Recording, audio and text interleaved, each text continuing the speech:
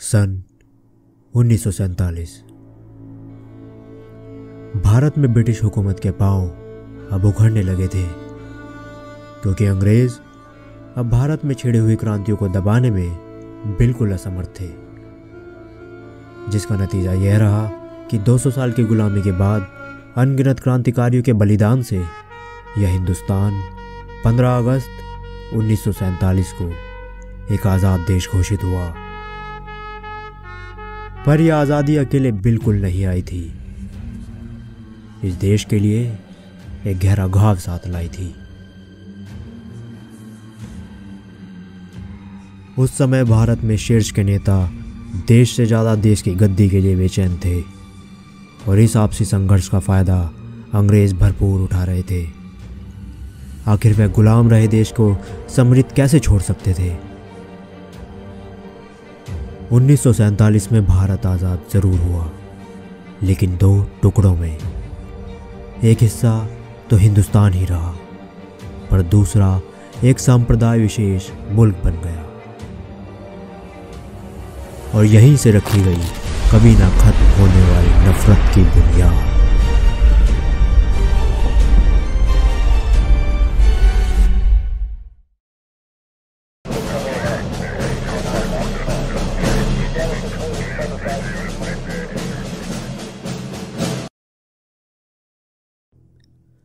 पाकिस्तान के governor general Mohammad Ali Jinnah बंटवारे में पाकिस्तान के हिस्से ज़मीन से नाखुश थे, इसलिए वह लगातार पाकिस्तान की सीमा को फैलाने के मौके तलाश रहे थे। बंटवारे के दौरान मौजूदा रियासतों को दोनों ही देशों में से किसी एक देश में विलय होने का विकल्प दिया गया, और फिर यहीं से कश्मीर के विवाद का भी जन्म हुआ, क्योंकि कश्मीर के राजा हरि सिंह फैसला लेने में टाल मटोल कर रहे थे। भारत के गवर्नर जनरल लॉर्ड माउंटबेटन के समझाने के बाद भी वे सामने खड़े खतरे को देख नहीं पा रहे थे, या यूं कहिए कि वे आंखें मीचकर बैठे हुए थे।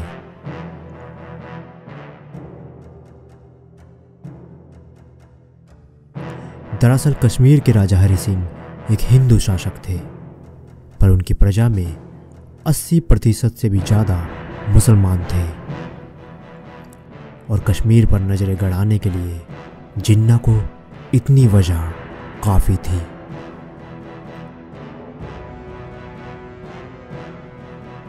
कश्मीर पर कब्जा जमाने के लिए जिन्ना और उनके सलाहकार एक षड्यंत्र रचने की तैयारी कर रहे थे। उनके प्लान के मुताबिक यह ज़रूरी था कि कश्मीर में मजहबी तनाव फैलाया जाए, सीमा के इलाकों में घुसपैठ की जाए, और हरि सिंह की सेना को अलग अलग मोर्चों पर उलझा दिया जाए।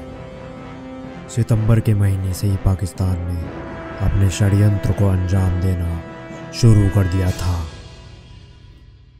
कश्मीर में हिंदू मुसलमान के मुद्दे को भड़काना शुरू किया, ताकि मुसलमान पाकिस्तान के पक्ष में रहे और उनकी तरफ से लड़े। यह बगावती प्रोपेगेंडा का नतीजा था कि पाकिस्तान गिलगित को बिना लड़े अपना हिस्सा बना चुका था। 3 अक्टूबर 1947 सांप्रदायिक तनाव और दंगों के बीच थोरर से सुनियोजित हमलों की खबरें आ रही थीं। हमला कबायलियों द्वारा माना जा रहा था, पर कबायलियों के बीच भेष बदलकर पाकिस्तानी सैनिक उन्हें मिलिट्री डिसिप्लिन के साथ हथियारों की मदद भी दे रहे थे।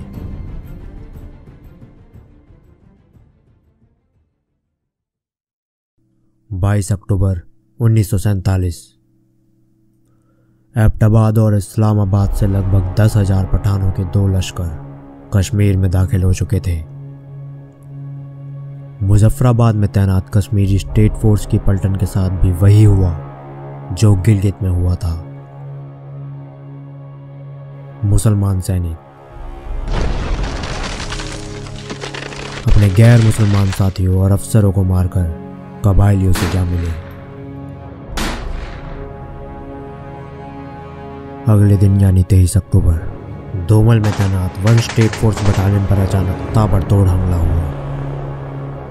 कबायलियों ने स्टेट फोर्स बटालियन को तबाह करते हुए दोमल पर अपना कब्जा जमा लिया। उसके बाद पुंछ, रावलकोट और फिर उरी पर कब्जा करते हुए कबायली बहुत जल्द बारामूला तक पहुंच गए।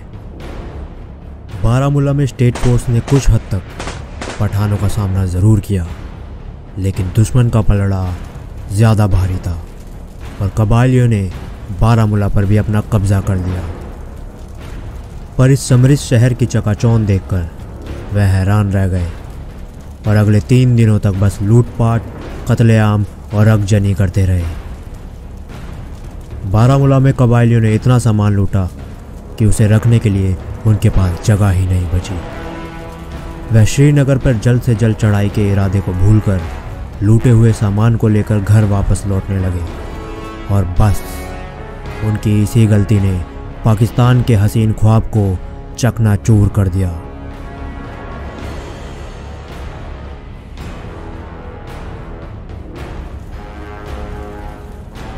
कश्मीर के मौजूदा हालात देखकर राजा हरि सिंह भारत में शामिल होने के लिए राजी हो गए और भारतीय सरकार से सैन्य मदद की गुहार लगाने लगे। 27 अक्टूबर 1947 कश्मीर अब भारत का हिस्सा बन चुका था और अब वक्त आ चुका था दुश्मन को करारा जवाब देने का। 27 अक्टूबर की सुबह 5 बजे सिख रेजिमेंट की 1st बटालियन लेफ्टिनेंट कर्नल दीवान रंजीत राय की अगुवाई में श्रीनगर के लिए रवाना की गई। सुबह 7 बजे 1 सिख के जवान बडगाम एयरफील्ड पर उतरे। तब कर्नल राय ने एक छोटी सी टुकड़ी को श्रीनगर में बेस बनाकर शहर को डिफेंड करने का ऑर्डर दिया और बाकी जवानों के साथ श्रीनगर बारामूला हाईवे पर निकलने का फैसला किया। हाईवे पर पटन से कुछ दूर आ गए। कश्मीरी स्टेट फोर्स की एक टुकड़ी ने रोड ब्लॉक किया हुआ था, जिसे कर्नल राय ने अपने जवानों के साथ जाकर ज्वाइन किया ताकि पठानों के लश्कर को श्रीनगर से पहले ही रोका जा सके, क्योंकि कबायलियों की संख्या उम्मीद से कहीं ज़्यादा थी। सुबह 11:30 बजे आखिरकार कर्नल राय की बटालियन का सामना पठानों के लश्कर से हुआ।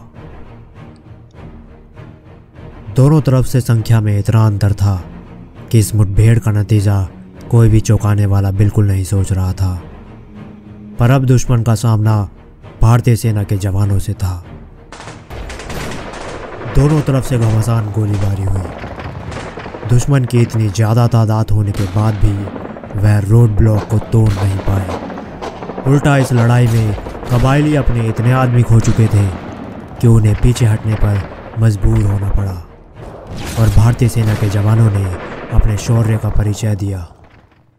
24 जवानों के साथ लेफ्टिनेंट कर्नल दीवान रंजीत राय वीर गति को प्राप्त हुए, पर वह दुश्मन के इरादे को चकनाचूर कर चुके थे और उनकी गति को थाम चुके थे। युद्ध में वीरता और जाबाजी का प्रदर्शन दिखाने के लिए कर्नल राय को मरणोपरांत महावीर चक्र से सम्मानित किया गया। वे आज़ाद भारत के गैलेंट्री अवार्ड पाने वाले पहले सैनिक बने।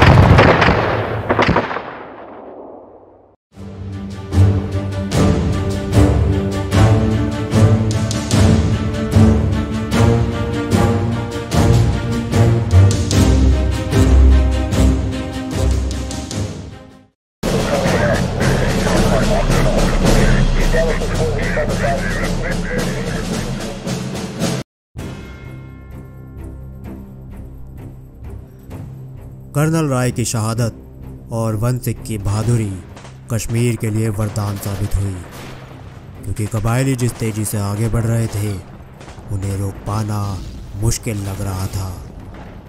पर वन सिख के जवानों ने उनकी गति को थाम दिया था, जिससे भारतीय सेना को अपने बाकी सैनिक कश्मीर भेजने का वक्त मिल गया।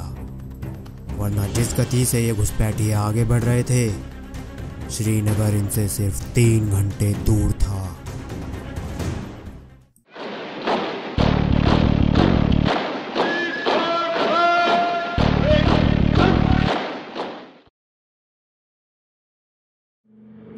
इकतीस अक्टूबर 1947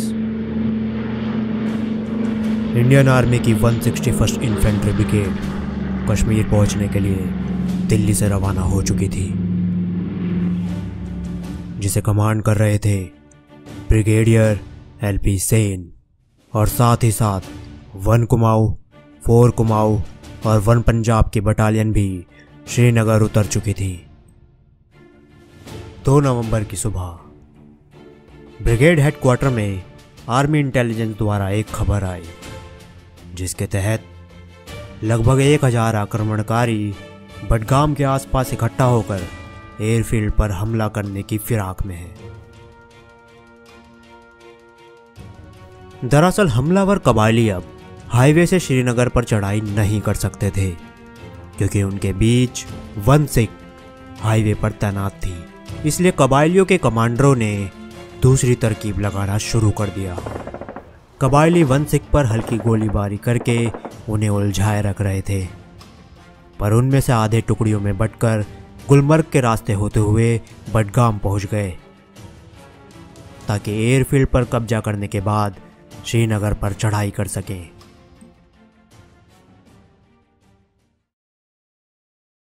तीन नवंबर की सुबह 161st इन्फेंट्री ब्रिगेड को कमांड कर रहे ब्रिगेडियर LP सेन ने एक बड़ी पेट्रोलिंग यूनिट को बडगाम भेजने का फैसला लिया। इस पेट्रोल का उद्देश्य था बडगाम में कबायलियों की खोज करना और बडगाम से मगम के बीच दुश्मन की मूवमेंट पर नजर रखना। इस पेट्रोल में 2 कंपनी कुमाऊं रेजिमेंट की 4th बटालियन की थी, जिसे बडगाम और आसपास के इलाके में खोजबीन करनी थी। साथ ही एक कंपनी कुमाऊं रेजिमेंट की 1st बटालियन की भी थी, जिसे बडगाम से होते हुए आगे मगम जाकर पंजाब रेजिमेंट की 1st बटालियन से कांटेक्ट करके वापस बेस पर लौटना था। मेजर सोमनाथ शर्मा को डेल्टा कंपनी की कमान सौंपी गई और इसी कंपनी को पेट्रोल लीड करना था। सुबह 11 बजे तीनों कंपनीज पेट्रोल के लिए निकल चुकी थी।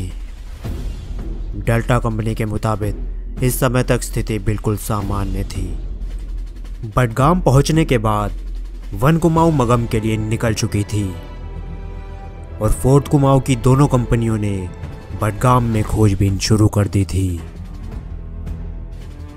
युद्ध के आसार होने की वजह से लोग बाग अपने घरों में ही थे, पर आर्मी के नज़रिए से वहाँ हालात बिल्कुल सामान्य थे, क्योंकि वहाँ कबायलियों की कोई मूवमेंट अभी तक देखने को नहीं मिली थी।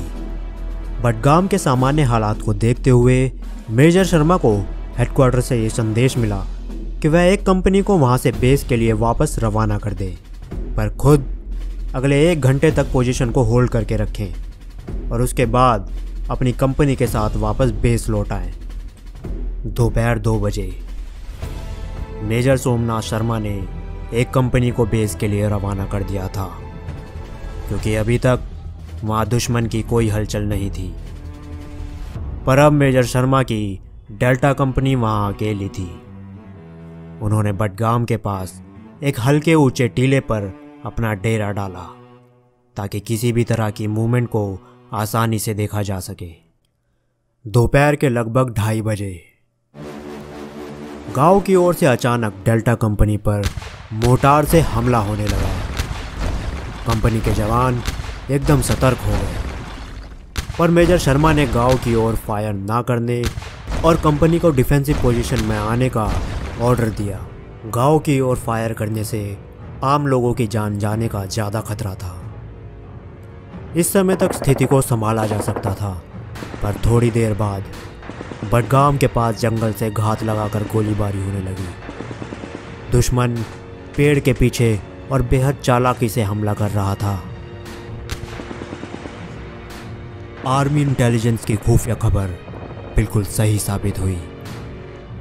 दुश्मन कबायली बडगाम में ही मौजूद थे और वह गांव वालों का भेष बदलकर सही मौके की तलाश में थे। मेजर शर्मा इस चाल को समझने में देर कर बैठे थे, क्योंकि वह अपनी एक कंपनी वापस बेस लौटा चुके थे।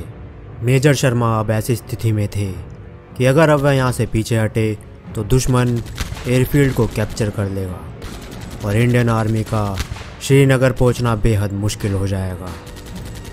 तभी गुलमर्ग की ओर से आ रहे रास्ते से बेहद भारी मात्रा में गोलीबारी होने लगी। मेजर समझ गए थे कि गांव की ओर से हो रहे मोर्टार से फायरिंग सिर्फ उनका ध्यान भटकाने के लिए की गई थी, ताकि गुलमर्ग से आ रहे कबायलियों पर उनका ध्यान न जाए। पर अब मेजर शर्मा की डी कंपनी 3 तरफ से घिर चुकी थी और भारी गोलीबारी का सामना करते हुए जवाबी हमला कर रही थी। लड़ाई और घनघोर होती जा रही थी। फोर्ट कुमाऊं दुश्मन को मुंह तोड़ जवाब दे रही थी, पर कबायली भी बेहद शातिर लड़ाकू थे और गुरिल्ला युद्ध में माहिर भी। उनका सामना डेल्टा कंपनी के सिर्फ 50 जवानों से था। वह हमला करते हुए लगातार आगे बढ़ते जा रहे थे, पर कुछ देर बाद ही फोर्ट कुमाऊं का गोला बारूद खत्म होने लगा। मेजर ने फौरन कमांड हेडक्वार्टर एम्यूनेशन भिजवाने के लिए संदेश भेजा, पर कमांड ने उनकी स्थिति को देखते हुए उन्हें पीछे हटने और वापस लौटने को कहा। उन्होंने पीछे हटने से इनकार कर दिया। दुश्मन की इतनी ज़्यादा तादाद होने के बाद भी फोर्ट कुमाऊं ने दुश्मन के होश उड़ा दिए थे, पर वह लगातार अपने साथी जवानों को खो रहे थे। मेजर शर्मा एक बाजू पर प्लास्टर होने के बाद भी एक पोस्ट से दूसरी पोस्ट पर जाकर जवानों की राइफल की मैगजीन में गोलियां भर रहे थे। इतनी गंभीर परिस्थिति में भी मेजर शर्मा इस पोजीशन को बचाने का हर संभव प्रयास कर रहे थे। डेल्टा कंपनी फॉरवर्ड की अपनी दोनों पलटनों को खो चुकी थी और अब मेजर शर्मा पीछे की पलटन के साथ संघर्ष करते हुए दुश्मन को मुंहतोड़ जवाब दे रहे थे। तभी दुश्मन का एक मोर्टार मेजर और उनके अन्य 2 साथियों के बिल्कुल करीब एम्यूनेशन के एक डब्बे पर फटा। मेजर शर्मा के साथ उनके दोनों साथी उसी समय वीरगति को प्राप्त हो गए। शहीद होने से पहले मेजर शर्मा ने ब्रिगेड हेडक्वार्टर एक आखिरी संदेश यह भेजा था: दुश्मन हमसे सिर्फ 50 गज की दूरी पर है। हमारी गिनती बेहद कम रह गई है।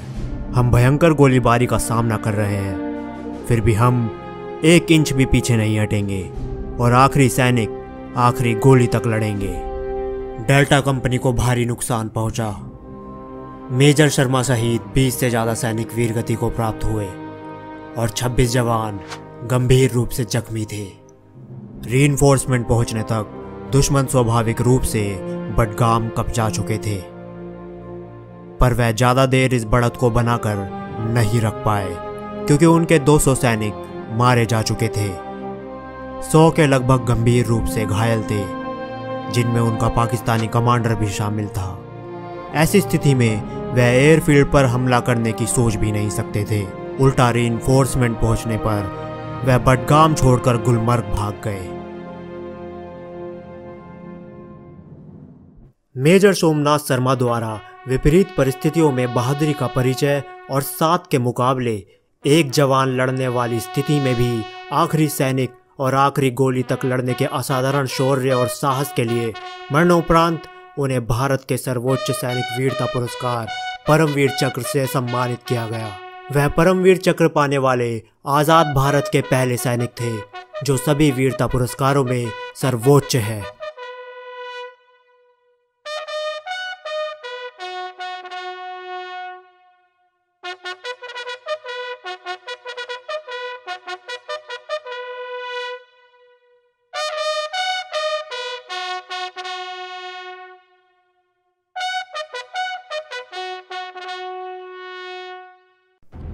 चार नवंबर 1947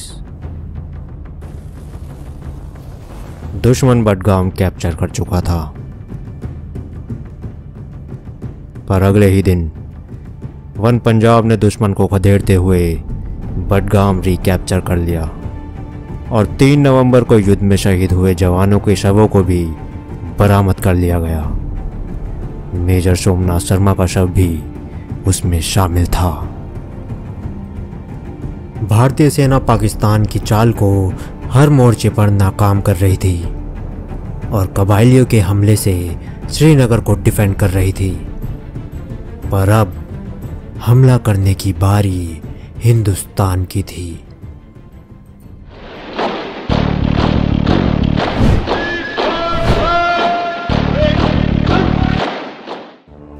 वन 61st ब्रिगेड के कमांडर ब्रिगेडियर एलपी सेन के सामने एक नई चुनौती खड़ी हो गई थी, क्योंकि घुसपैठिए कबायली अब हाईवे से हटकर जंगलों में बिखर चुके थे। ये लोग सीधी टक्कर लेकर तो वन सिख को पार नहीं कर सकते थे, पर कबायली गुरिल्ला युद्ध में माहिर थे और जंगलों में छिपे रहकर वह भारतीय सेना के लिए एक बड़ा खतरा बन सकते थे। 5 नवंबर को कबायलियों ने वन सिख पर छिपकर हमला किया। इस हमले में वन सिख को कुछ भी नुकसान नहीं हुआ था, क्योंकि कबायली इस अटैक को पूरा ही नहीं कर पाए थे, पर इस हमले ने दुश्मन की स्थिति को साफ कर दिया था। 2 बार नाकाम होने की वजह से कबायलियों का खेमा डरा हुआ था, पर पाकिस्तानियों के लगातार दबाव की वजह से उन्हें जल्द से जल्द श्रीनगर पर हमला करना था। आर्मी के बाकी जवानों को दिल्ली से श्रीनगर पहुंचने में अभी वक्त था और श्रीनगर पर जंगलों में फैले कबायलियों का खतरा मंडरा रहा था। ब्रिगेडियर सेन दुश्मन से गुरिल्ला युद्ध की बजाय आमने सामने की सीधी लड़ाई के पक्ष में थे, इसलिए उन्होंने एक जोखिम भरा फैसला लेने का मन बना लिया। उन्होंने वन सिख और वन पंजाब दोनों को ही अपनी अपनी पोजीशन से पीछे हटने का ऑर्डर दे डाला।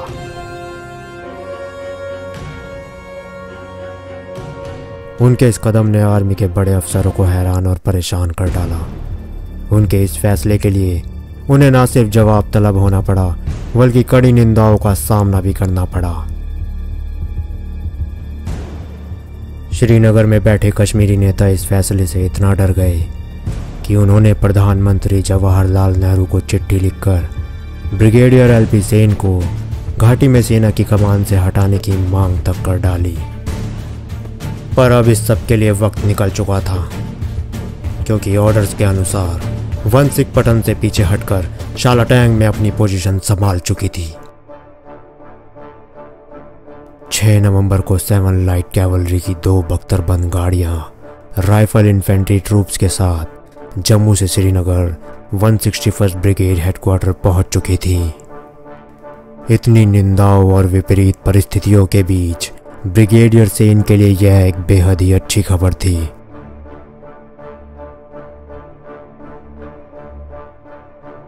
छह नवंबर की रात को आर्मी के इन्फॉर्मर्स द्वारा यह खबर मिली कि बारामूला और गुलमर्ग से कबायली शालाटैंग की ओर कूच कर रहे हैं। जंगलों में छिपे हुए कबायली अब बाहर निकलकर शालाटैंग में इकट्ठा हो रहे थे। ब्रिगेडियर सेन बिल्कुल ऐसा ही चाहते थे। उनका अंधेरे में चलाया गया तीर बिल्कुल निशाने पर जा लगा था और अब एलपी सेन अपने फैसले के लिए हुई निंदा की सारी कसर दुश्मन को सबक सिखाकर पूरी करना चाहते थे। इस जंग में भारतीय सेना पहली बार डिफेंस की जगह दुश्मन पर सुनियोजित हमला करने जा रही थी, जिसकी नीति ब्रिगेडियर सेन बना चुके थे। उनके प्लान के अनुसार वन सिख, जिसे लीड कर रहे थे मेजर संपूर्ण बच्चन सिंह, उन्हें शालाटैंग में अपनी पोजीशन पर बने रहते हुए कबायलियों को लगातार उलझाए रखना था। जबकि वन कुमाऊं को लीड कर रहे थे लेफ्टिनेंट कर्नल प्रीतम सिंह, उन्हें राइफल रेंज से गुजरते हुए दुश्मन को दक्षिण की ओर से घेरना था और हमले के लिए तैयार रहना था। साथ ही साथ फोर कुमाऊं की एक कंपनी को भी वन कुमाऊं की पोजीशन सिक्योर करने के लिए रखा गया था। 7th लाइट कैवलरी की कमान संभाले हुए थे सेकंड लेफ्टिनेंट नोएल डेविड। उनकी बख्तरबंद गाड़ियों और राइफल टुकड़ियों को गंदरबल और सुंबल के रास्ते होते हुए बारामूला श्रीनगर रोड पर दुश्मन को पीछे से घेरने के लिए कहा गया था।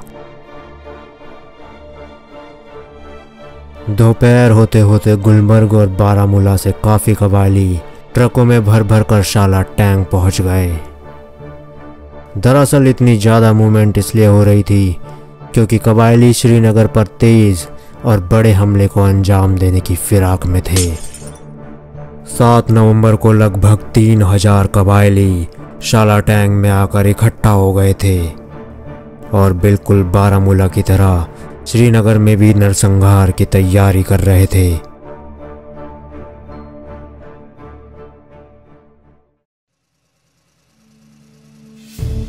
दोपहर के लगभग 1:30 बजे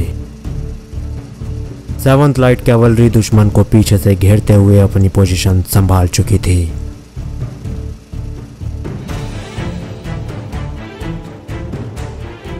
वन कुमाऊं तक ये मैसेज पहुंचते ही उन्होंने एकदम से दुश्मन पर भारी गोलीबारी करते हुए धावा बोल दिया और दुश्मन के राइट फ्लैंक को तबाह कर दिया।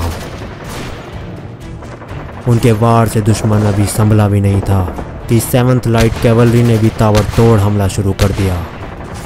7th लाइट कैवलरी ने दुश्मन को भारी नुकसान पहुंचाया था।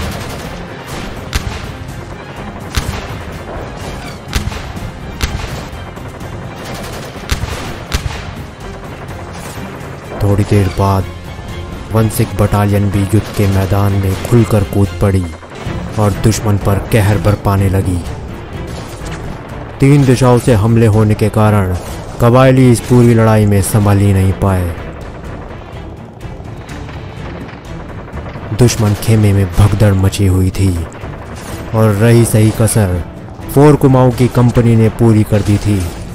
वह वन कुमाऊं के राइट फ्लैंक से दुश्मन पर टूट पड़े और इस लड़ाई का नतीजा तय कर दिया। कबायली अपने हथियारों और वाहनों को छोड़कर बारामूला की ओर भागने लगे थे। कुछ जंगलों की ओर छिपने के लिए भाग गए। शाम 5 बजे तक इंडियन आर्मी ने शालाटैंग में अपनी जीत दर्ज कर ली थी। दुश्मन अपने पीछे 800 से ज़्यादा लाशें छोड़कर भागे थे। 1 सिख ने भागते हुए दुश्मन का पीछा किया और उन्हें खदेड़ते हुए शाम 8 बजे तक पटन को रिकैप्चर कर लिया।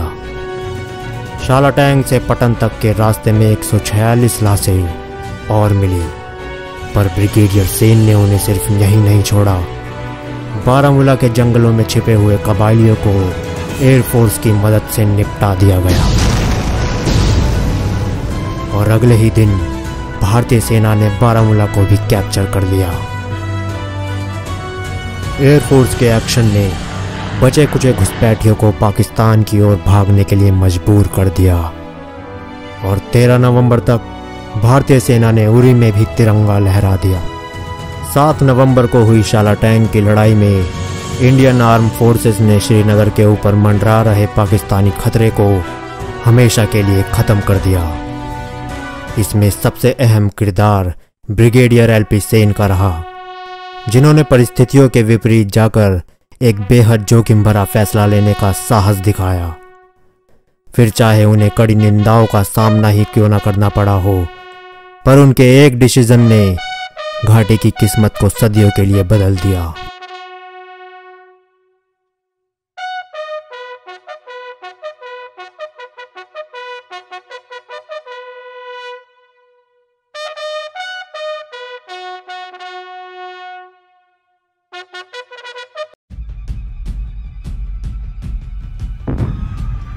जनाब, शहर पर पाकिस्तानी तोपों से हमला किया जा रहा है।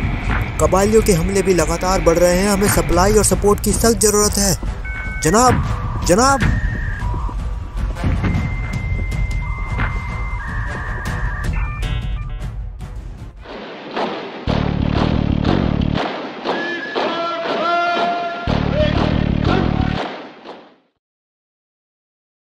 श्रीनगर पर मंडरा रहे खतरे को तो इंडियन आर्मी निपटा चुकी थी, लेकिन जम्मू की ओर काले बादलों ने उमड़ना शुरू कर दिया था, क्योंकि पाकिस्तान एक तरफ तो श्रीनगर पर सीधा हमला करके घाटी पर अपना कब्जा चाहता था, पर दूसरी तरफ जम्मू को कैप्चर करके कश्मीर घाटी को भारत से काटना चाहता था, ताकि हिंदुस्तानी फौज किसी भी हालत में श्रीनगर मदद के लिए ना पहुंच पाए।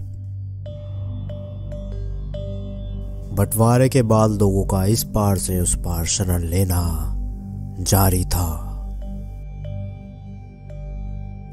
और इसी तरह पाकिस्तान से पीड़ित शरणार्थी जम्मू कश्मीर के पुंछ, कोटली, मीरपुर और राजौरी में आकर शरण ले रहे थे।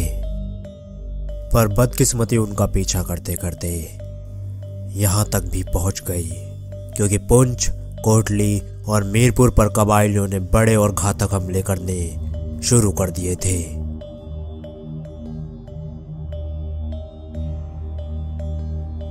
सीमा से सटे होने के कारण सबसे ज्यादा शरणार्थी मीरपुर में आके बसे थे, और इसी वजह से मीरपुर पर 6 नवंबर, 10 नवंबर और 11 नवंबर को बड़े हमले किए गए, पर सभी हमले स्थानीय लोगों और कुछ सैनिकों के साहस से बेअसर कर दिए गए।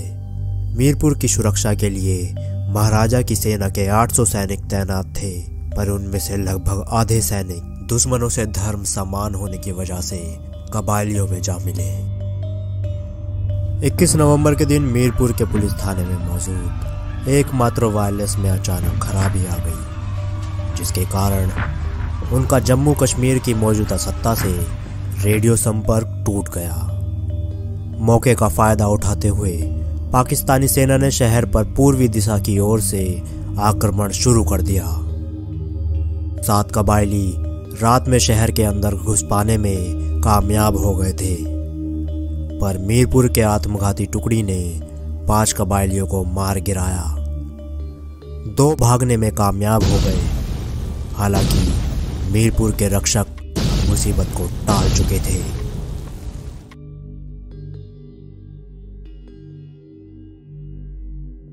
अक्टूबर में ही भीमबर के कब्जाए जाने की वजह से मीरपुर की सप्लाई सड़क द्वारा बंद हो गई थी, और अब रेडियो संपर्क टूट जाने की वजह से मौजूदा हालात बद से बदतर होते जा रहे थे, और मदद का नामो निशान दूर दूर तक नजर नहीं आ रहा था। दिन पर दिन शहर की बिगड़ती स्थिति देख मीरपुर के वजीर बजारत राव रतन सिंह ने मीरपुर से जम्मू की ओर जाने का फैसला कर लिया था। सुबह 4 बजे वह कुछ अफसरों और सिपाहियों के साथ नगरवासियों को मीरपुर में ही फंसा छोड़कर भाग गए।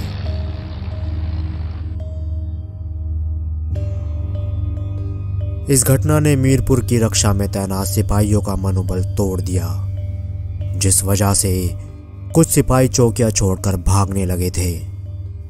24 नवंबर तक पाकिस्तानियों को इस खबर का पता जैसे ही चला, उन्होंने अपने हमलों को और भी ज्यादा तेज कर दिया, पर फिर भी बचे कुचे रक्षकों और नागरिकों ने अगली रात तक दुश्मन को झकाए रखा। अगली सुबह तक पाकिस्तानी आर्मी ने अपनी भारी भरकम तोपों का इस्तेमाल करना शुरू कर दिया और शहर के पश्चिमी द्वार को तबाह कर दिया। सुबह लगभग 8 बजे पाकिस्तानी आर्मी और कबायली मीरपुर में प्रवेश कर धावा बोल देते हैं और घरों को आग लगाना शुरू कर देते हैं। उनकी दहशत से लोगों में भगदड़ मचने लगती है और उन भागते हुए लोगों पर अंधाधुंध गोलीबारी की जाती है। छुपे हुए नागरिकों द्वारा जल्द ही शहर की औरतों को जहर बांटा जाने लगा, ताकि वह दहशतगर्दों के हाथों में आने से पहले ही अपने प्राण त्याग दे। जिन औरतों को जहर नहीं मिल पाया था वह चाकू या तलवारों से अपनी जान ले रही थी। शहर तो पाकिस्तानी आर्मी और कबायली कैप्चर कर चुके थे, पर उनके द्वारा नरसंहार चलता रहा। गैर मुसलमान होने की वजह से लोगों को पकड़ पकड़ कर जिंदा जलाया जा रहा था। औरतों का बलात्कार हो रहा था, यहाँ तक कि बच्चों को भी नहीं बख्शा गया। कई औरतें उनसे बचने के लिए अपने बच्चों को लेकर शहर के कुएं में कूद गई। कुछ वक्त बाद ही कुआं लाशों के ढेर से ऊपर तक भर आया था। लगभग 18,000 लोगों को शहर में ही कत्ल किया गया, किसी को गोलियों से मारकर, किसी को जिंदा जलाकर, या फिर किसी को अपनी हवस का शिकार बनाकर दर्दनाक मौत के घाट उतारा गया।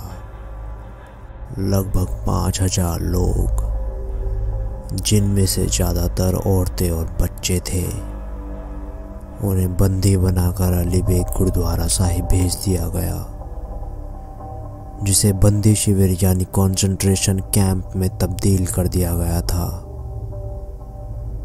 बाद में औरतों को रावलपिंडी ले जाकर बेच दिया गया। सिर्फ 2,000 लोग किसी तरह लगातार 2 दिन पैदल चलने के बाद झांगर को पार कर पाए, जहां से उन्हें इंडियन आर्मी ने जम्मू तक पहुंचाया। मीरपुर के लोगों के बलिदान और साहस ने 1 महीने तक पाकिस्तानियों को उलझाए रखा, जब तक कि दुश्मनों से घिरा हुआ पुंछ मुक्त नहीं हो गया और पुंछ से जम्मू और पश्चिमी पंजाब की एक महत्वपूर्ण कड़ी को पाकिस्तान के हाथों लगने से बचा लिया गया।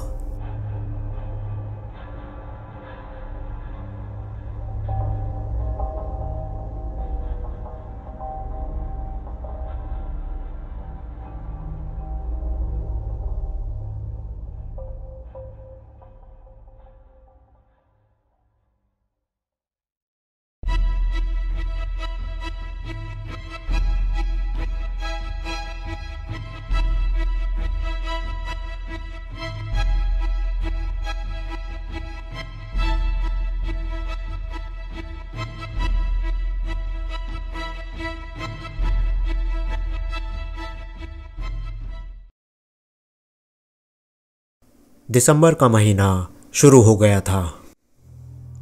साथ ही जम्मू कश्मीर में बर्फीली हवाएं भी चलने लगी थी। जम्मू रीजन में तैनात 50 पैरा ब्रिगेड के जवान दुश्मन से तो संघर्ष कर ही रहे थे, साथ ही वह जूझ रहे थे वहाँ की जमा देने वाली ठंड से। जबकि दूसरी ओर कबायली और स्थायी विद्रोही इस मौसम के आदी थे। उस समय इंडियन आर्मी के बहुत से सिपाहियों ने तो आसमान से गिरती हुई बर्फ़ अपने जीवन में पहली बार देखी थी। उससे भी ज़्यादा मुसीबत वाली बात यह थी कि उस समय भारतीय सेना के सिपाहियों को इतनी ठंड के लिए कोई अलग यूनिफॉर्म दी ही नहीं गई थी, जिस वजह से हालात और भी ज़्यादा मुश्किल होते जा रहे थे।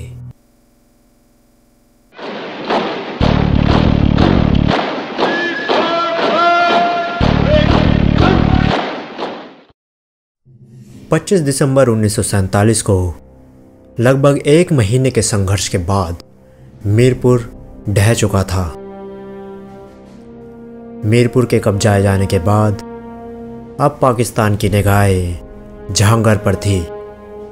झांगर स्ट्रैटेजिक रूप से बेहद अहम था, क्योंकि मीरपुर और कोटली के रास्ते दोनों झांगर में आकर मिलते थे।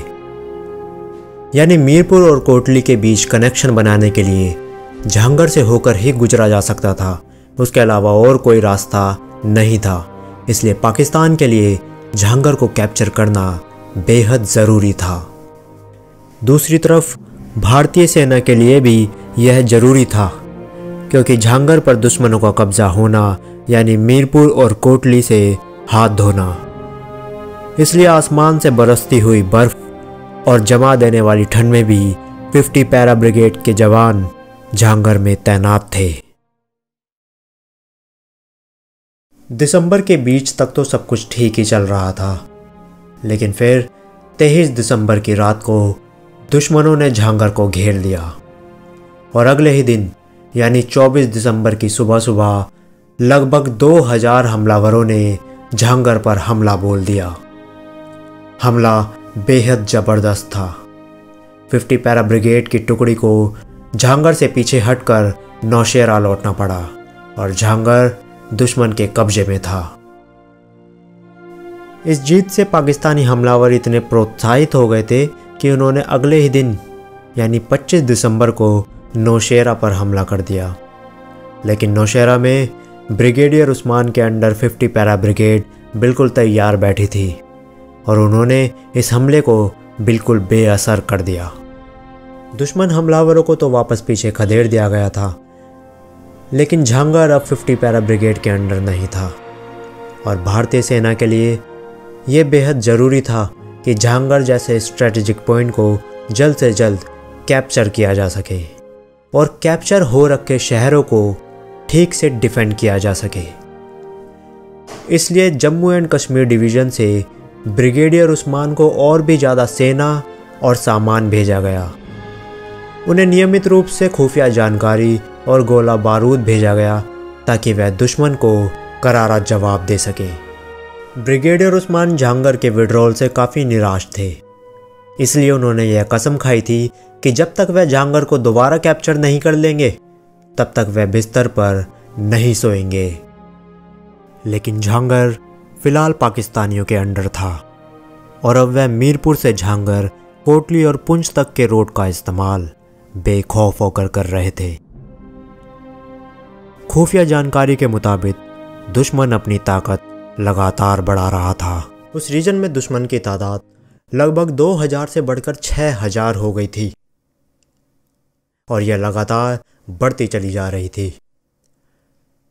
दरअसल प्लानिंग तो नौशेरा पर एक बड़े हमले की हो रही थी, क्योंकि नौशेरा भी झांगर की तरह एक बेहद अहम स्ट्रेटेजिक पॉइंट था और अगर नौशेरा भारतीय सेना के हाथों से चला जाता तो दुश्मन राजौरी को भी कैप्चर कर लेता और उसके बाद पुंछ भी हमारे हाथों से चला जाता। ये सभी शहर एक के बाद एक दूसरे से जुड़े हुए थे।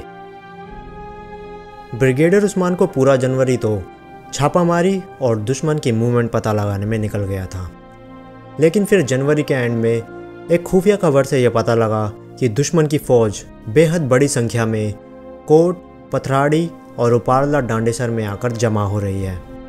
यह सभी पॉइंट्स नौशेरा के आसपास की पहाड़ियाँ थीं, जहाँ दुश्मन के एडवांस बेसिस थे। कोट इनमें सबसे ज़्यादा ज़रूरी था, क्योंकि कोट दुश्मन का ट्रांजिट बेस भी था, जहाँ से राजौरी रोड पर भी नज़र रखी जा सकती थी और हमला होने पर नौशेरा पर दबाव भी बनाया जा सकता था। इसलिए कोट को कैप्चर करना बेहद ज़रूरी था। 31 जनवरी 1948 को वेस्टर्न कमांड ने कोट कैप्चर करने के लिए ऑपरेशन कीपर लॉन्च किया, जिसे लीड करना था ब्रिगेडियर उस्मान को। यह मिशन बेहद सक्सेसफुल रहा था और 1 फरवरी तक तो 50 पैरा ब्रिगेड ने कोट कैप्चर भी कर लिया था। कोट पर इंडियन आर्मी के कब्जे से दुश्मन की कमर टूट चुकी थी, क्योंकि वह इसी रास्ते से नौशेरा से राजौरी के बीच हर तरीके की सप्लाईज को रोक रहा था। इस झटके के बाद पाकिस्तान बेहद बौखला गया था और नौशेरा पर जल्द से जल्द कब्जा करना चाहता था। 6 फरवरी 1948 सुबह 6:40 पर पाकिस्तान के नेतृत्व में हमलावरों ने नौशेरा पर ज़बरदस्त हमला कर दिया। इस बार दुश्मन ने अटैक ज़्यादा अच्छे तालमेल के साथ और 2 मोर्चों पर किया था, एक पश्चिम में नौशेरा पर और दूसरा उत्तर में कोट पर। उत्तरी मोर्चे पर हो रहे ताबड़तोड़ हमलों में दुश्मन पूरी ताकत से तियानधार पर कहर बरसा रहा था, जहां हमलावरों का सामना करने के लिए मोर्चा वर्ण राजपूत ने संभाला हुआ था। पहली पोस्ट पर lieutenant colonel Guman Singh command कर रहे थे और तियानधार के सेकंड पोस्ट पर 27 जवानों की एक टुकड़ी तैनात थी, जिसकी कमान नायक जादूनाथ सिंह के हाथों में थी। सेकंड पोस्ट पर तैनात इस टुकड़ी ने सबसे भयंकर हमलों को झेला था।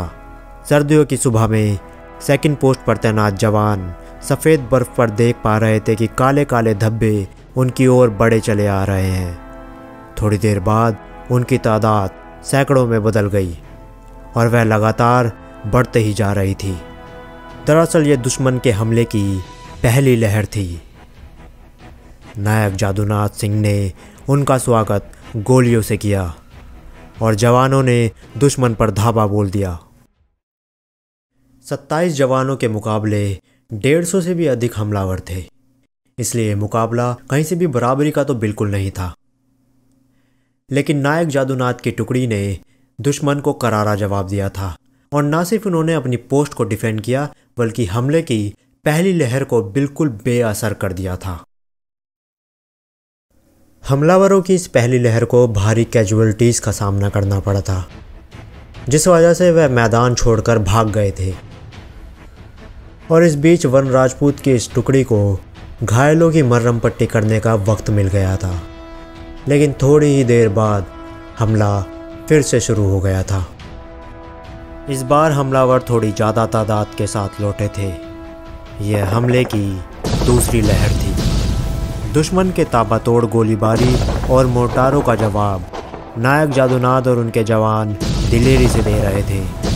पर इस बार दुश्मन पहली लहर से ज़्यादा ताकतवर था और असरदार भी। दोनों के बीच भीषण गोलीबारी चल रही थी और दोनों ही तरफ कैजुअलिटीज़ हो रही थी। इस बार काफ़ी भारतीय सिपाही शहीद हो चुके थे, पर इतने सब के बाद भी वन राजपूत के सिपाही पोस्ट छोड़ना तो दूर युद्ध में लगातार डोमिनेट करते हुए डटे हुए थे। पर धीरे धीरे सिपाही घायल और शहीद हो रहे थे और कुछ यही हाल पहली पोस्ट पर भी था। इसलिए नौशेरा रीइंफोर्समेंट मंगाने के लिए मैसेज भेजा गया। मौजूदा हालात को समझते हुए ब्रिगेडियर उस्मान ने 3 राजपूत की एक कंपनी को मेजर गुरदयाल सिंह की कमान में त्यानधार के लिए रवाना कर दिया था। जादूनाथ सिंह भारी नुकसान उठाते हुए दूसरे हमले की लहर को भी नाकाम कर चुके थे। वन राजपूत की इस टुकड़ी को काफ़ी नुकसान पहुंचा था, लेकिन नायक जादूनाथ सिंह ये जानते थे कि उन्हें हमले की तीसरी लहर को किसी भी वक्त झेलना पड़ सकता है। इसलिए उन्होंने अपनी टुकड़ी को जल्दी से संगठित करना शुरू कर दिया और घायलों को औपचारिक इलाज देकर उन्हें अंत तक लड़ने के लिए प्रोत्साहित कर दिया। और कुछ देर बाद पाकिस्तानियों के हमले की तीसरी लहर भी शुरू हो गई थी। अब इस टुकड़ी में 20 से भी कम सिपाही बचे थे और दुश्मन की इतनी बड़ी संख्या के सामने उनका टिक पाना बेहद मुश्किल था। वह लगातार शहीद हो रहे थे। दुश्मन सिपाही उनके बंकर के करीब पहुंच गए थे, पर तभी नायक जादूनाथ सिंह ने अपनी आखिरी मैगजीन की सारी गोलियां दुश्मन के सीने में उतार दी। गोलियां खत्म होने के बाद बेयोनेट के ब्लेड को खोलकर वह दुश्मनों पर टूट पड़े। उन्होंने अपने बेयोनेट से दुश्मनों को मौत के घाट उतार दिया, पर कुछ दूर खड़े दुश्मन सैनिकों ने जादूनाथ सिंह की छाती को अपनी गोलियों से भेद डाला था। नायक जादूनाथ सिंह वीरगति को प्राप्त हुए। थोड़ी ही देर में रीइंफोर्समेंट त्यानधार पहुंच चुकी थी। जब तक 3 राजपूत की कंपनी त्यानधार पहुंची, तब तक 27 में से 24 जवान शहीद हो चुके थे और आखिरी 3 सैनिक पोस्ट को डिफेंड कर रहे थे। नायक जादूनाथ सिंह और उनके जवानों के सॉलिड डिफेंस को देखकर दुश्मनों के हौसले पस्त हो गए थे और 3 राजपूत को वहां देखकर वह जंग का मैदान छोड़कर भाग निकले। पाकिस्तानियों और कबायलियों का हमला इतना भीषण था कि 27 जवानों की इस छोटी सी टुकड़ी का वहां टिक पाना नामुमकिन था।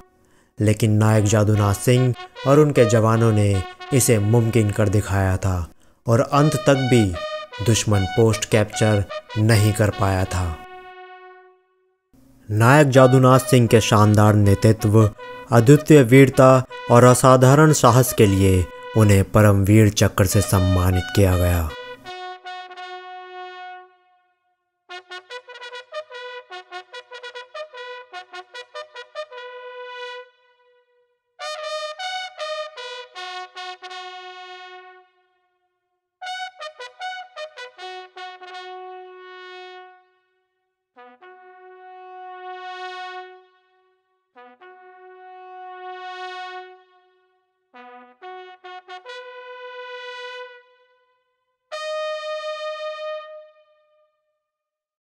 ब्रिगेडियर उस्मान की शानदार लीडरशिप और इंडियन आर्मी के जवानों की बहादुरी ने नौशहरा से दुश्मनों को भगा दिया था।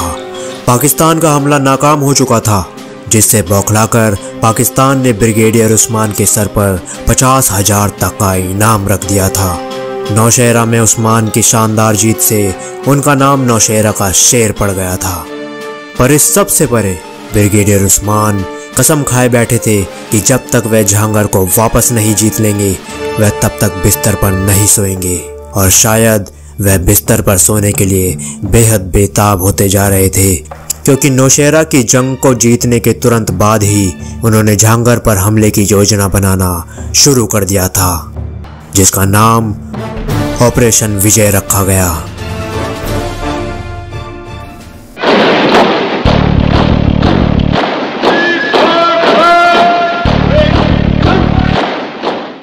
अगले कुछ हफ्तों तक ब्रिगेडियर उस्मान नौशहरा में भारतीय सेना की बढ़ोतरी करते रहे, ताकि जब जहांगीर पर ऑपरेशन विजय को अंजाम दिया जाए तब नौशहरा की हिफाजत के लिए वहां सैनिक टुकड़ियां तैनात रहे।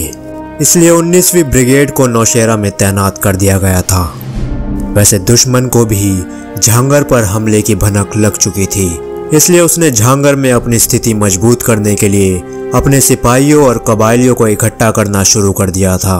और जहांगीर के करीब ही नौशहरा जहांगीर हाईवे पर चौकियां बना ली थी, ताकि वह हिंदुस्तानी सेना को जहांगीर पहुंचने से पहले ही रोक सके। इधर इंडियन आर्मी की प्लानिंग बिल्कुल साफ और सीधी थी। 50 पैरा ब्रिगेड और 19वीं ब्रिगेड दोनों ही हाईवे से होती हुई जहांगीर की तरफ चढ़ाई करेंगी, जिसमें हाईवे की बाईं तरफ 50 पैरा ब्रिगेड होगी, जबकि दाईं तरफ 19वीं ब्रिगेड। इन दोनों ही ब्रिगेड को एक दूसरे के पैरेलल चलते हुए जहांगीर कूच करना था। और फिर मार्च के दूसरे हफ्ते में ऑपरेशन विजय को लॉन्च किया गया। प्लानिंग के मुताबिक 50 पैरा और 19वीं ब्रिगेड हाईवे के दाएं बाएं होकर जहांगीर की ओर बढ़ती जा रही थी। जहांगीर से पहले जो चौकियां पाकिस्तानियों ने इंडियन आर्मी को रोकने के लिए बनाई थी वह बिल्कुल बेअसर साबित हुई थी। भारतीय सेना चौकियों को तबाह करते हुए आगे बढ़ रही थी और 10 मार्च तक 50 पैरा ब्रिगेड ने पॉइंट 303 कैप्चर कर लिया था। 17 मार्च तक भारतीय सेना जहांगीर के दरवाजे तक पहुंच गई थी, लेकिन जहांगीर कैप्चर करना कोई आसान काम नहीं था। इसलिए प्लानिंग के तहत लड़ाई के लिए दोनों ब्रिगेड अपनी फॉर्मेशन में आ गई थी, जिसमें 50 पैरा और 19वीं ब्रिगेड फ्रंट लाइन पर हाईवे के बीच में आकर मिल रहे थे, जबकि पीछे की टुकड़ियां दाएं और बाएं दोनों तरफ से हाईवे से थोड़ा दूर होकर फैली हुई थी। और फिर इंडियन आर्मी ने सेंटर से हमले की शुरुआत की और दोनों तरफ से फ्लैंक कर रही टुकड़ियां सेंटर को सपोर्ट फायर कर रही थी। पर दुश्मन भी तैयार था और इंडियन आर्मी के सेंटर पर हमला बोल देता है। पाकिस्तानियों का प्लान था कि वह भारतीय सेना के सेंटर को तबाह करते हुए पीछे धकेल देंगे और अपनी जीत हासिल करेंगे, और उन्होंने ऐसा करना शुरू भी कर दिया था। भारतीय सेंटर लगातार पीछे हटता जा रहा था। पाकिस्तानियों का मनोबल बहुत ही ज़्यादा बढ़ गया था और वह जीत निश्चित करने के लिए सेंटर को धकेलते धकेलते काफ़ी आगे आ गया था। और बस यही वह गलती कर बैठा था, क्योंकि अब दुश्मन 3 दिशाओं से घिर चुका था। भारतीय सेंटर का पीछे हटना एक टैक्टिकल स्ट्रेटेजी था, जिसमें दुश्मन फंस चुका था। अब राइट और लेफ्ट फ्लैंक की बंदूकों के आगे दुश्मन खुला खड़ा था और सेंटर तो आमने सामने था ही। इंडियन आर्मी ने दुश्मन को तबाह कर दिया था। दुश्मन अब खुद को बचा नहीं सकता था।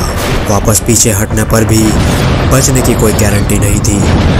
बड़ी मात्रा में दुश्मन को नुकसान हुआ था और बचे कुचे दुश्मन सिपाही मीरपुर और कोटली भाग गए थे। 19 मार्च 1948 को जहांगीर पर इंडियन आर्मी का कब्जा फिर से हो गया था और ब्रिगेडियर उस्मान की लीडरशिप ने एक बार फिर साबित कर दिखाया था कि उनके रहते दुश्मन कम से कम उस दिशा से तो जम्मू की ओर कभी आगे नहीं बढ़ सकता था।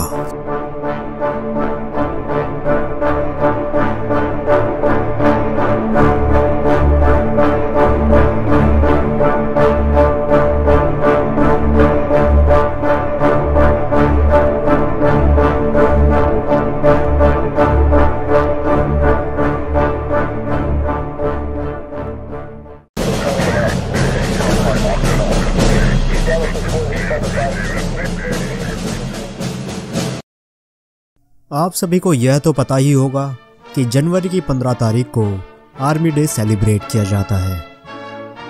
पर 15 तारीख को ही आर्मी डे क्यों मनाया जाता है, इसके पीछे की कहानी काफ़ी कम लोग जानते हैं। दरअसल इस सब की शुरुआत होती है सन 1947 में। बंटवारे के बाद पाकिस्तान ने कबायलियों के साथ मिलकर कश्मीर पर अटैक शुरू कर दिया था, यहाँ तक तो हम सब जानते ही हैं। पर उस समय इंडियन आर्मी के कमांडर इन चीफ कोई इंडियन नहीं बल्कि एक British officer general sir Francis Robert Roy butcher थे। युद्ध 1947 के दिसंबर तक और भी ज़्यादा भीषण होता जा रहा था और ब्रिटेन की एक शर्त की वजह से इंडियन आर्मी को काफ़ी परेशानी झेलनी पड़ रही थी, जो कि थी यदि हिंदुस्तान और पाकिस्तान के बीच जंग होगी तो कोई भी ब्रिटिश ऑफिसर या सैनिक उसमें हिस्सा नहीं लेगा, जिस वजह से जनरल रॉय बुचर सेना का नेतृत्व कश्मीर जाकर नहीं कर पा रहे थे, जबकि एक जनरल को सेना का सही नेतृत्व करने के लिए अपनी सेना के साथ युद्ध के मैदान में होना जरूरी होता है। इस परिस्थिति को देखते हुए उस समय इंडियन आर्मी के मुख्य सलाहकार रहे लेफ्टिनेंट जनरल डडली रसल ने यह सुझाव दिया कि अब सही वक्त आ गया है कि सेना की कमान एक हिंदुस्तानी को सौंपी जाए। तब 1947 नवंबर में लेफ्टिनेंट जनरल के.एम. करियप्पा को deputy chief of the general staff appoint किया गया और जनवरी 1948 में उन्हें वेस्टर्न कमांड को लीड करने का मौका दिया गया, जहां उन्होंने कश्मीर में कीपर, ईजी और बाइसन जैसे ऑपरेशंस को अंजाम दिया। पर उन्हें सेना की पूरी कमान संभालने का मौका 1949 में मिला। 15 जनवरी 1949 में के.एम. करियप्पा को इंडियन आर्मी का कमांडर इन चीफ अपॉइंट किया गया। यह पहली बार था जब भारतीय सेना की कमान एक भारतीय को सौंपी गई। इतनी खास तारीख होने की वजह से 15 जनवरी को ही आर्मी डे मनाया जाता है। सन 1991 तक सोवियत यूनियन टुकड़ों में बिखर गया और उस समय जिन देशों पर इसका सबसे ज़्यादा प्रभाव पड़ा, अफगानिस्तान उन देशों में से एक था।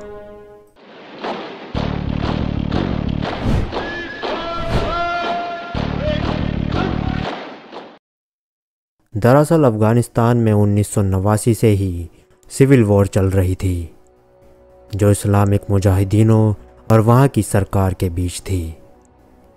मुजाहिदीनों को हथियार और पैसे की मदद अमेरिका से मिल रही थी, जबकि अफगानी सरकार को मदद सोवियत संघ से मिल रही थी। पर 1991 में सोवियत संघ टूट गया, जिसकी वजह से अफगानी सरकार को मदद मिलना बंद हो गया। इसका नतीजा यह रहा कि 1992 तक मुजाहिदीनों ने यह जंग जीत ली और सत्ता पर काबिज हो गए। अफगानिस्तान की गद्दी पर बैठी इस नई ताकत का चेहरा बने बुरहानुद्दीन रब्बानी। पर अफगानिस्तान में कट्टरता के इस ग्रहण की अभी तो सिर्फ शुरुआत थी। कुछ ही वर्ष बीते थे रब्बानी को गद्दी संभाले हुए कि एक नई ताकत ने सर उठाना शुरू कर दिया था, जिसका नाम था तालिबान। पश्तून भाषा में तालिबान का अर्थ है छात्र यानी स्टूडेंट, और इस तालिबान की नींव रखने वाला शख्स था मुल्ला मोहम्मद ओमार। सन 1990 में जब अफगानी सिविल वॉर शुरू हुई, उस समय उत्तरी पाकिस्तान में इसकी स्थापना की गई। उस वक्त मुल्ला ओमार के साथ उसके 50 छात्र इसका हिस्सा थे। 1992 के बाद वो अफगानी रेफ्यूजी जिन्होंने पाकिस्तानी मदरसों से तालीम ली थी यानी पढ़ाई की थी, वह तालिबान का हिस्सा बनने लगे और ये लोग मुजाहिदों से भी ज़्यादा कट्टर थे। वक्त बीतने के साथ तालिबान कट्टरपंथियों का गढ़ बनता जा रहा था और अपना एक मुख्य मकसद निर्धारित कर चुका था, जो था सत्ता में अपने पैर जमाकर शरिया कानून को लागू करना। धीरे धीरे तालिबान लोगों में अपना वर्चस्व बढ़ा रहा था और सितंबर सन 1995 तक उसकी ताकत इतनी बढ़ चुकी थी कि उसने ईरान से सटे अफ़गानिस्तान के दक्षिण पश्चिम में स्थित हेरात प्रांत पर कब्ज़ा कर लिया था और ठीक 1 साल बाद उसने अफ़गानिस्तान की राजधानी काबुल पर दावा ठोक दिया। उन्होंने बुरहानुद्दीन रब्बानी को हटाकर काबुल को कैप्चर कर लिया। 1998 तक तालिबान ने 90% अफ़गानिस्तान पर राज कायम कर लिया। शुरुआती दौर में तो अफ़गानियों ने तालिबान का स्वागत किया, क्योंकि उन्हें देश में अब स्थिरता नज़र आ रही थी। अफ़गानी सोवियत से जंग और सिविल वॉर के बाद देश में शांति चाहते थे, जिसकी उम्मीद वह तालिबान से लगा रहे थे। पर असली खेल अब शुरू होने वाला था। तालिबान ने शरिया कानून के हिसाब से व्यवस्था चलाना शुरू कर दिया था। इसके अलावा television, cinema, music, sports, tourism और अन्य एंटरटेनमेंट पर बैन लगा दिया गया। आदमियों को शेव करना मना था और औरतों को बुर्का पहनना अनिवार्य है। 10 साल से ऊपर की लड़कियों का पढ़ाई करना बैन था। साल बीतते जा रहे थे और कट्टरपंथियों का अमानवीय बर्ताव भी बढ़ता जा रहा था। पर फिर वह दिन आया जिसे दुनिया 9/11 के नाम से जानती है। अमेरिका के twin tower, world trade centre पर एक के बाद एक 2 हवाई जहाज टकरा दिए जाते हैं। दुनिया ने पहली बार इतना बड़ा आतंकी हमला देखा था, जिसे करवाने वाला अल-कायदा और उसका कमांडर ओसामा बिन लादेन था। अल-कायदा सीधे सीधे तालिबान की छत्रछाया में था और ओसामा बिन लादेन तालिबान की शरण में था। गौर करने वाली बात यह थी कि इन आतंकियों को इतना ताकतवर बनाने में एक समय में यूएसए का भी हाथ था। सोवियत अफगान वॉर के समय जिहाद की चिंगारी को हवा देने का काम यूएसए ने ही किया था। 9/11 के हमले के बाद 7 अक्टूबर 2011 को अमेरिका सैन्य कार्यवाही शुरू कर देता है। अमेरिकी सेना अफगानिस्तान में घुसकर तालिबान का सफाया करना शुरू कर देती है। दिसंबर के महीने तक तालिबान और अल-कायदा के मेंबर या तो मार दिए जाते हैं या वह जान बचाने के लिए दूसरे देशों में छिप जाते हैं। पाकिस्तान लगातार इस बात से इनकार करता रहा कि तालिबान या अल-कायदा के बनने और फलने फूलने में उसका कोई हाथ है, पर तालिबान और अल-कायदा दोनों ही आतंकी संगठनों की स्थापना पाकिस्तान में हुई थी। अब जबकि तालिबान अफ़गानिस्तान से भाग चुका होता है, तब दिसंबर में ही अफ़गानिस्तान के प्रेसिडेंट बनते हैं हामिद कारज़ाई, जो कि अब सही मायने में वहाँ शांति बहाल करते हैं। पर अमेरिका भगोड़े ओसामा की ढूंढ जारी रखता है। 11 साल बाद आखिरकार यूएसए ओसामा को ढूंढ लेता है और ताजुब की बात यह थी कि वह पाकिस्तान के एबटाबाद में मिलता है। नेवी सील्स और CIA के जॉइंट ऑपरेशन नेपच्यून स्पेयर में वह ओसामा को मार गिराते हैं। 2 साल बाद यानी 2013 में तालिबान के संस्थापक मुल्ला मोहम्मद ओमार की मृत्यु हो जाती है और वह भी पाकिस्तान के हॉस्पिटल में ही दम तोड़ता है। बाद में अफ़गानिस्तान और पाकिस्तान के कुछ इलाकों में तालिबान के मेंबर्स एक्टिव रहते हैं। तालिबान का नया लीडर बना अख्तर मंसूर भी अमेरिका के ड्रोन हमले में पाकिस्तान में ही मारा जाता है। आगे चलकर यूएसए तालिबान से पीस डील करने के लिए राज़ी हो जाता है ताकि वह अपनी सेना को अफ़गानिस्तान से निकाल सके। यह तय हो जाता है कि 2021 में ही अमेरिकी सेना अफ़गानिस्तान से पूरी तरह बाहर हो जाएगी। और आज की तारीख में इस डील के बाद अफ़गानिस्तान में जो प्रभाव पड़ा वो हम सब जानते ही हैं।